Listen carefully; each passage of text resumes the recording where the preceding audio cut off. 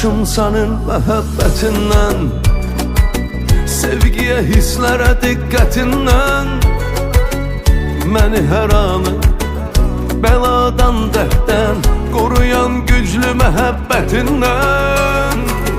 Mənə daha qalan ömürdə bəsimsən, bəsimsən. Mənə ən doğma kəsimsən, təkcəsən, bəsimsən. Sənə oxunan mahnılarımda sözümsən, səsimsən. Ona görə mənim həyatımda təkcəsən, bəsimsən. Mənə daha qalan ömürdə bəsimsən, bəsimsən. Mənə ən doğma kəsimsən, təkcəsən, bəsimsən. Sənə oxunan mahnılarımda sözümsən, səsimsən.